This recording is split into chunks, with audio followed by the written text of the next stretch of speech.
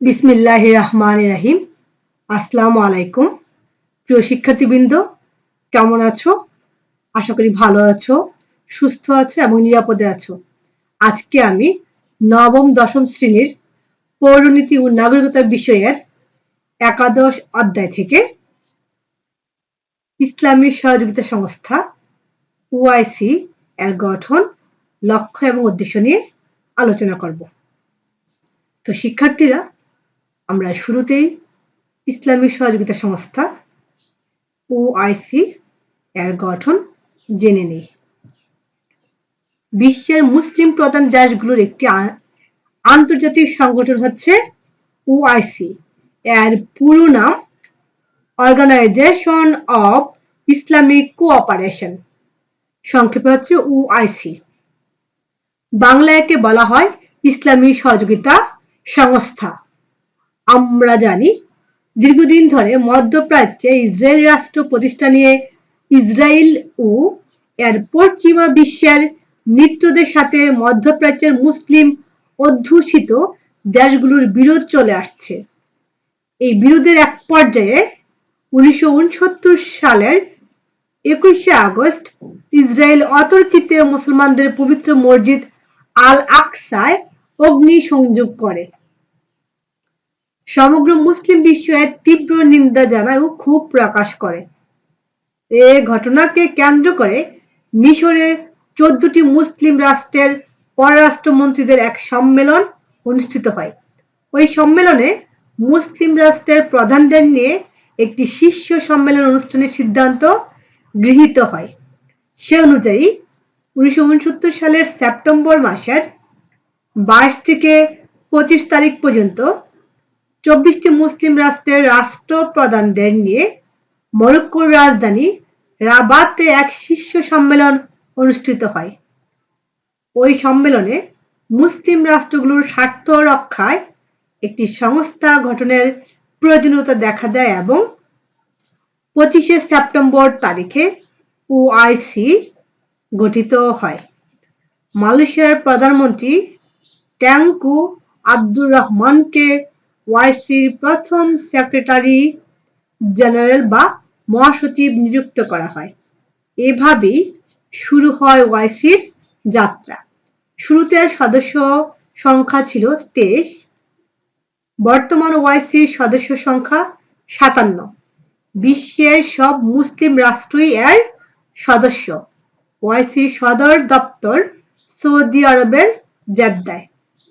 তো শিক্ষার্থীরা, আমরা ওআইসি এর গঠন জেনেছি। এখন আমরা এর লক্ষ্য উদ্দেশ্য জানব।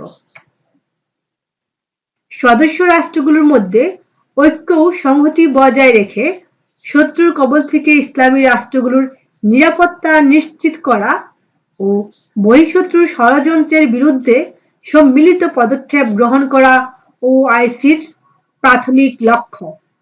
এছাড়া ওআইসির আরো কিছু উদ্দেশ্য আছে। 1. ইসলামী ভ্রাতৃত্ব ও সংহতি জোরদার করা। 2.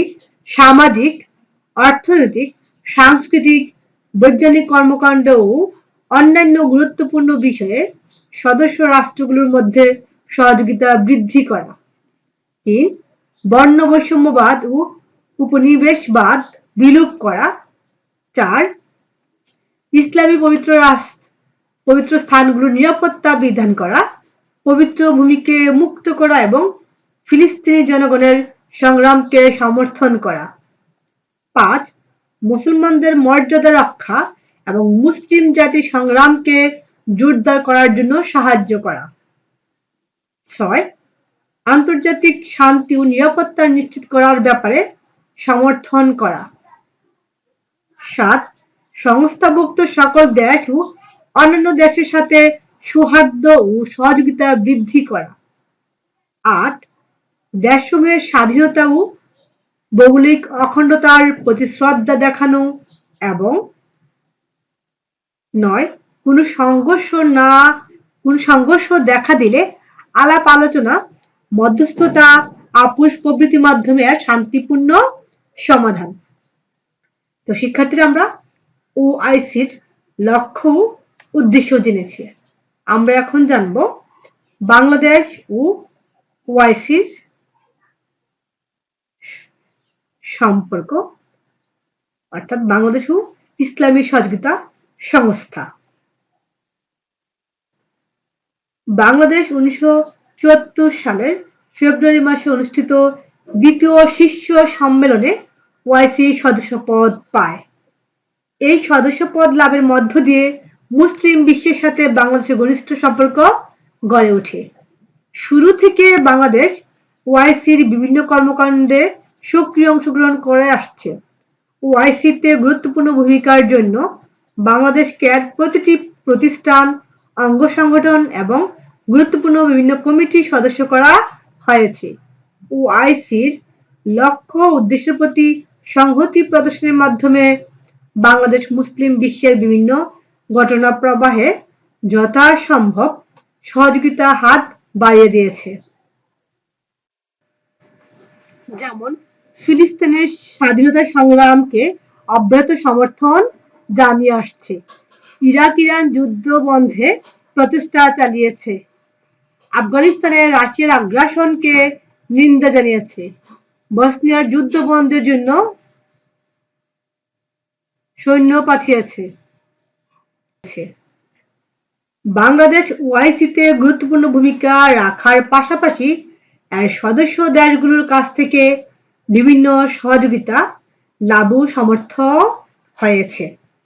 ওআইসি সদস্য পদ বাংলাদেশকে বিভিন্ন মুসলিম দেশের স্বীকৃতি অর্জন এবং জাতিসংঘের সদস্যপদ সহ বিভিন্ন সংস্থার সদস্যপদ লাভে সাহায্য করেছে। যুদ্ধবিধ্বস্ত বাংলাদেশের পুনর্গঠনে তেল সমৃদ্ধ মুসলিম দেশগুলোর সহযোগিতা পেয়েছে। তবে সবচেয়ে উল্লেখযোগ্য হচ্ছে তেল সমৃদ্ধ মুসলিম দেশগুলোতে বাংলাদেশের বিশাল জনশক্তি রপ্তানি, যা কর্মসংস্থান সহ প্রচুর বৈদেশিক মুদ্রা অর্জনের মাধ্যমে দেশের অর্থনৈতিক উন্নয়নে গুরুত্বপূর্ণ ভূমিকা পালন করছে। অর্থনৈতিক সহযোগিতা ছাড়াও শিক্ষা, সামাজিক ও সাংস্কৃতিক ক্ষেত্রে বাংলাদেশ ওআইসির সদস্য দেশগুলোর সহযোগিতা লাভ করে আসছে। প্রতি বছর বাংলাদেশের বহু সংখ্যক লোক হজ করার জন্য সৌদি আরব যায়। তাছাড়া বিভিন্ন গুরুত্বপূর্ণ এবং পুরাতন মসজিদ সংরক্ষণের জন্য বাংলাদেশ ওআইসির কাছ থেকে আর্থিক সহায়তা পায়। গাজীপুরে অবস্থিত ইসলামী ইউনিভার্সিটি অব টেকনোলজি ওআইসির আর্থিক সহায়তায় প্রতিষ্ঠিত ও পরিচালিত হচ্ছে। বস্তুত বাংলাদেশ ওআইসির সদস্য হওয়ার পর থেকে এর নীতি ও সিদ্ধান্ত বাস্তবায়নে গুরুত্বপূর্ণ ভূমিকা পালন করে আসছে। তো আশা করি আজকের পাঠের বিষয়বস্তু তোমরা বুঝতে পেরেছো। সবাই ভালো থাকো, সুস্থ থাকো। আল্লাহ হাফেজ।